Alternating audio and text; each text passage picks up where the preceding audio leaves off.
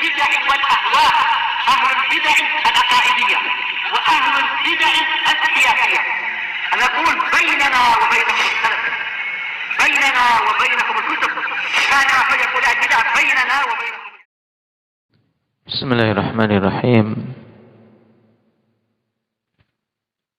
الحمد لله حمدا كثيرا طيبا مباركا فيه كما يحب ربنا ويرضاه. أشهد أن لا إله إلا الله وحده لا شريك له، وأشهد أن محمدا عبده ورسوله صلى الله عليه وعلى آله وأصحابه ومن تبعهم بإحسان إلى يوم الدين. أما بعد. Ikhwanil kiram rahimani rahimakumullah. Kita lanjutkan pembahasan kita terkait pembahasan seputar siyam yang dibawakan oleh Imam As-Sa'di rahimahullah ta'ala dalam kitab beliau Manhajus Salikin, di mana pada pertemuan terakhir kita sampai pada pembahasan puasa-puasa sunnah. Puasa-puasa sunnah yang sudah kita ambil apa saja, Hanif? Yang sudah diambil dalam pembahasan ini. Yang pertama, yang paling utama apa? Puasa Arafah. Kemudian puasa Asyura. Dan terkait puasa Asyura yang awalnya adalah wajib, kemudian setelah ada kewajiban puasa Ramadan menjadi sunnah. Dan awalnya Nabi sallallahu alaihi wasallam berpuasa pada hari Asyura saja, di tanggal 10 saja. Kemudian setelah itu Nabi sallallahu alaihi wasallam berazam untuk berpuasa bersamaan dengan tanggal 10 juga tanggal 9. Sebagaimana dalam hadis Ibnu Abbas radhiyallahu anhuma. Sehingga sebagai pelengkap pembahasan kemarin, ikhwan, puasa Asyura mengalami 4 fase dalam pensyariatan yang dilakukan oleh Nabi sallallahu alaihi wasallam. Yang pertama, kana yasumuhu bi Makkah wa la ya'murun nasa bisiyami. Kondisi pertama, dulu Nabi sallallahu alaihi wasallam berpuasa sendiri di Mekah. Ketika masih di Mekah, beliau puasa hari Asyura dan tidak memerintahkan manusia untuk berpuasa. Ini ketika fase di Mekah. Kemudian kedua, lamma qadimal Madinah wa ra'al yahuda yasumuna wa kana yuhibbu muwafaqatahum fima lam yu'mar bih shamah wa akkadal amra bisyamih. Ketika telah tiba di Madinah, beliau melihat orang-orang Yahudi berpuasa, dan dulu akhwan, Nabi senang untuk mencocoki apa-apa yang tidak datang perintah dengannya. Yang tidak datang perintah, Nabi lebih suka mencocoki ahlul kitab saat itu, yang terkait perkara din. Maka Nabi pun berpuasa dan menguatkan perintah untuk berpuasa, dan mengatakan, nahnu ahaqqu bi Musa minhum, kita lebih berhak terhadap Nabi Musa daripada mereka. Ini fase ketika di Madinah Nabi berpuasa lebih semangat lagi dan memerintahkan para sahabat untuk berpuasa. Taib. Nah, disinilah fase wajibnya puasa Asyura. Kemudian yang ketiga, ketika telah diwajibkan puasa Ramadan, maka Nabi tidak memerintahkan lagi kepada para sahabat untuk berpuasa. Itulah yang dimaksud oleh Aisyah, man syaa shamah wa man syaa tarakah dalam hadis. Nah, tapi tetap disunahkan. Kemudian yang terakhir, yang itu kemudian tetap hukumnya sampai sekarang, kawan, yang keempat. Nah, Rasulullah sallallahu alaihi wasallam ketika diberitahu bahwasanya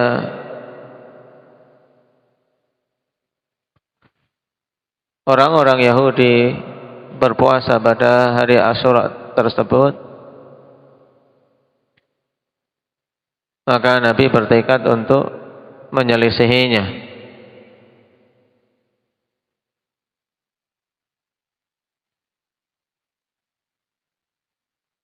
Sebagaimana dalam hadis Abdullah bin Abbas, qalu ya Rasulullah innahu yaumun tu'azzimuhu al-yahudu wan nasara.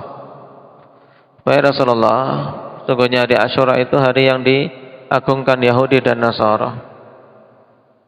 Maka Nabi kemudian mengatakan, fa idza kana al-'amul muqbil insyaallah sumnal yaumat tasi'.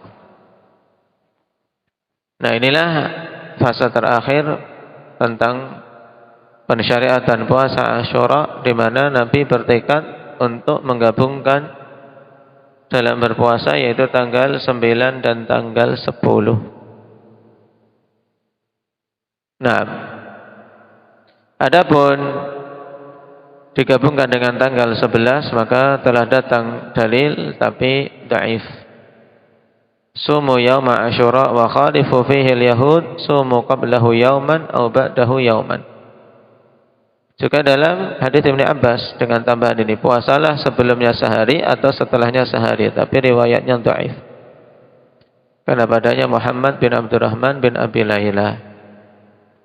Sehingga yang sesuai sunnah adalah puasa tanggal 9 dan tanggal 10 bulan Muharram. Tayyib.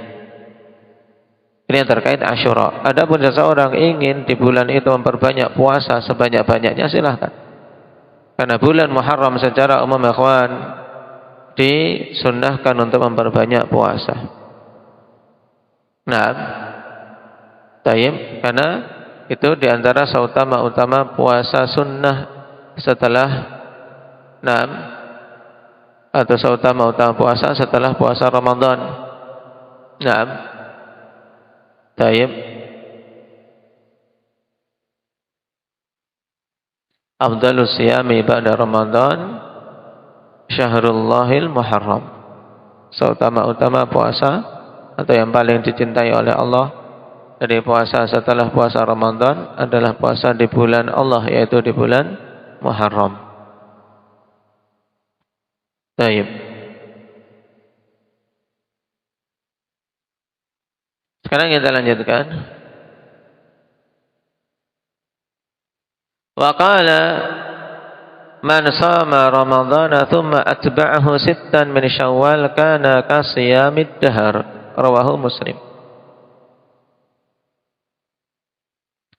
Siapa saja yang berpuasa Ramadan kemudian mengikuti setelahnya 6 hari di bulan Syawal, maka itu seperti puasa setahun penuh.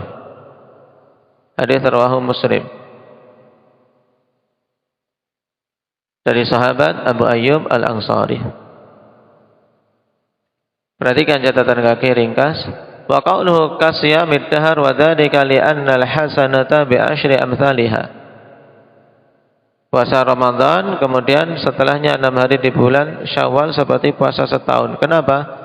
Dikarenakan kebaikan itu dilipat gandakan 10 kali semisal. Fa Ramadan bi asyrati ashhur, sehingga 1 bulan Ramadan dilipat gandakan berarti apa? Seperti 10 bulan. Wa sittatu ayyam, dan 6 hari dilipat gandakan 10 menjadi berapa? 60 hari. Ya kan? Berarti 2 bulan. 10 bulan tambah 2 bulan berarti 12 bulan, setahun. Ini maksud karena kasiyamid dahar. Dan ini termasuk hal yang menjadi pelengkap setelah seseorang selesai dari berpuasa Ramadan. Untuk dia berpuasa setelahnya di bulan Syawal 6 hari.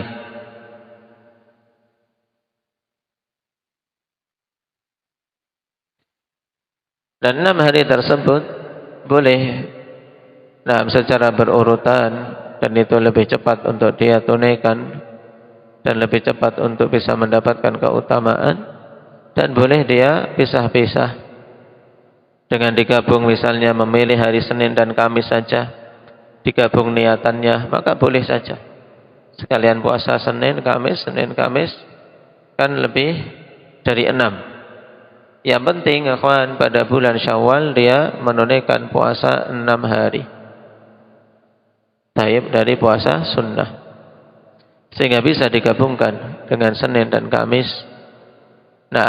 Ketika di pertengahan bulan bisa digabungkan niatannya dengan puasa Ayyamil Bid, puasa tanggal 13, 14, 15. Yang tidak boleh dia gabungkan adalah menggabungkan dengan niatan puasa qadha. Kalau dia gabungkan dengan qadha sekalian niatan puasa Syawal, ini tidak bisa, tidak diperbolehkan. Kemudian seseorang yang masih memiliki hutang puasa Ramadan ketika masuk bulan Syawal, apakah dia dituntut untuk melunasi dan mengqadha puasa Ramadan terlebih dahulu, ataukah boleh untuk memulai puasa sunnah 6 hari tersebut? Dalam masalah ini akhwan, tentunya kalau yang utama tidak syak bahwasanya yang utama baginya memulai dari apa? Dari mengqadha Ramadan. Kenapa? Karena itu yang wajib atasnya. Tayyib, dan qadha bagi para wanita yang tentunya memiliki hutang di bulan tersebut dikarenakan haid atau udzur yang lain, maka diupayakan untuk disegerakan sehingga lebih cepat gugur kewajibannya. Kemudian baru berpuasa 6 hari di bulan Syawal, sehingga dia betul-betul mencocoki hadis man shoma ramadhana thumma atba'ahu sittan min Syawal. Siapa saja yang berpuasa Ramadan kemudian mengikuti puasa 6 hari di bulan Syawal. Taib. Karena orang yang memiliki hutang Ramadan tidak atau belum dikatakan puasa Ramadan penuh, tapi baru puasa sebagian Ramadan. Makanya kalau dia sudah melunasi, sudah mengqadha, maka betul-betul telah berpuasa Ramadan penuh. Baru mengikuti setelahnya dengan 6 hari di bulan Syawal, sehingga mencocoki hadis. Dan ini yang difatwakan oleh Syekh bin Baz dan Syekh Ibnu Utsaimin rahimahullahu taala.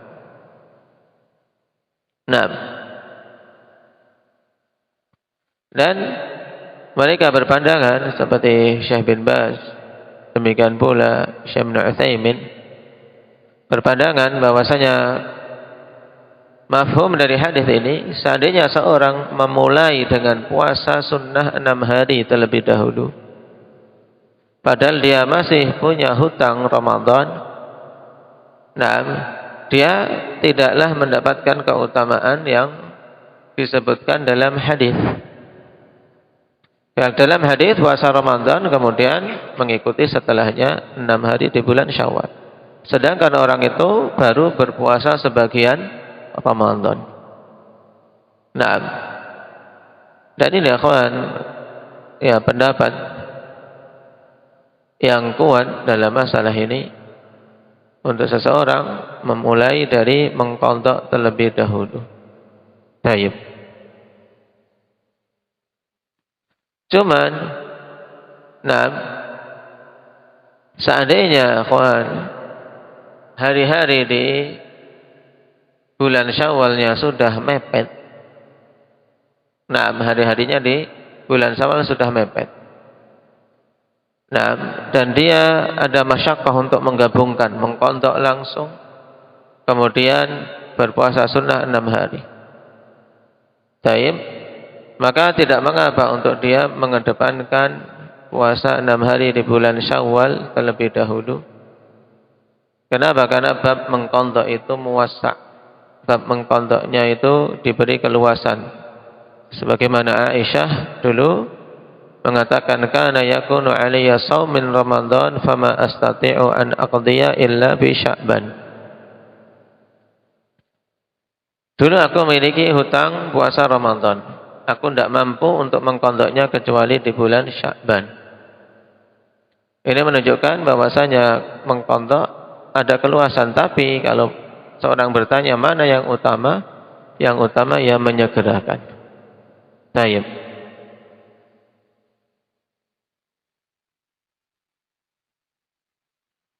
Dan Syekh Muqbil rahimahullah ta'ala ketika ditanya tentang masalah ini, apakah boleh seorang puasa 6 hari di bulan Syawal sebelum mengqadha Ramadannya apabila punya hutang, maka beliau menegaskan, in kana yastati'u an yaqdiyal ayyam allati aftaraha fi Ramadan thumma yasumu sid fa hadha amrun hasan. Jadi sepakat semuanya kalau yang bagus adalah mengqadha baru puasa 6 hari. Wa in kana la yastati'u an yasuma hadha wa hadha fayajuzu an yasuma sid allati yaqulu fiha Nabi sallallahu alaihi wasallam man shoma Ramadan thumma atba'ahu sittan min Syawal. Jadi kalau tidak mampu menggabungkan antara mengqadha dan puasa 6 hari di bulan Syawal, maka boleh untuk dia berpuasa 6 hari di bulan Syawal terlebih dahulu. Nah, baik. Kenapa? Karena waktul qadha muwassa' bi khilafi shaumi sid, falaisa laha mahallun illa fi Syawal. Nah, baik. Kenapa? Mengqadha itu waktunya luas, sedangkan puasa 6 hari di bulan Syawal ini cuma boleh dilakukan di bulan apa? Di bulan Syawal. Niatannya ya punya cuma di bulan Syawal. Tidak bisa diganti di bulan Dzulhijjah atau Dzulqa'dah misalnya. Karena Nabi mengatakan ya min Syawal, berarti butuh untuk ditunaikan di bulan tersebut yang waktunya terbatas. Nah, jadi ini kesimpulan dari fatwa para ulama. Kalau berbicara tentang yang utama, maka yang utama mengqadha dulu, baru kemudian berpuasa 6 hari di bulan Syawal. Tapi ketika tidak mampu atau waktunya sudah mepet, hari-harinya di bulan Syawal tersebut sudah mepet, tidak cukup, maka dia tidak mengapa mengedepankan 6 hari di bulan Syawal terlebih dahulu untuk dia berpuasa. Barakallahu fiikum. Naktahi bihadza walhamdulillahi rabbil alamin.